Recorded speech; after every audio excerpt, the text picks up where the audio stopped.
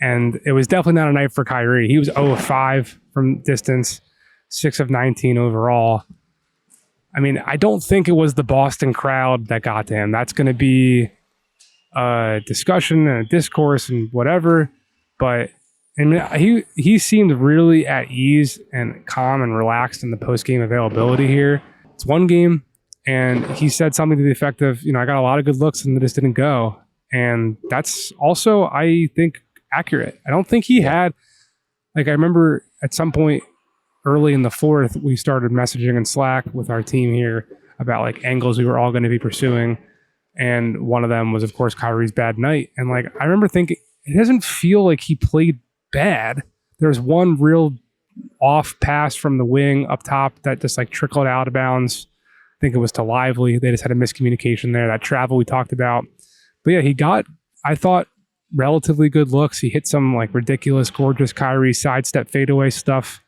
But they're just going to need more from him to win these games. That's just the bottom line.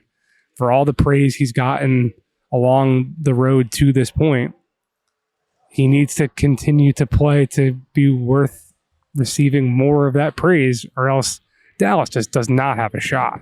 And specifically, Dallas does not have shot creators, right? And that's kind of the ethos of the team, the identity of the team as it's been constructed is Luka and Kyrie create everything, and then you've got guys who can eat off of that creation. You've got lob threats that can finish. You've got corner 3-point shooters who can catch and shoot.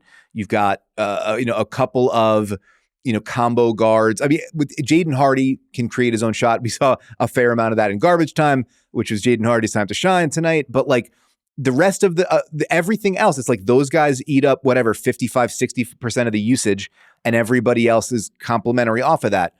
And if I wrote about this I kind of wrote about a lot of stuff in the series preview because I just couldn't stop writing at a certain point. But that was the matchup to me was can the combination of Drew Holiday and Derek White, and then also everybody, because guarding Kyrie Irving is a whole team job, can they get him into, we were talking about with Luka, chase you inside the arc, keep you away from the rim, and force you to subsist on and live on those tough, contested mid-range fadeaways.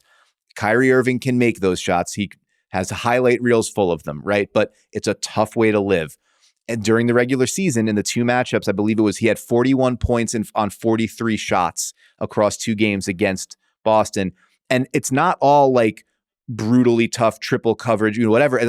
But it's difficult shots, and they're not layups, and they're not rhythm shots all the time, and they're coming late in the clock, or they're coming with a hand flashing at you on a dig down or whatever, and that can be a tough way to live, even for an elite shot maker.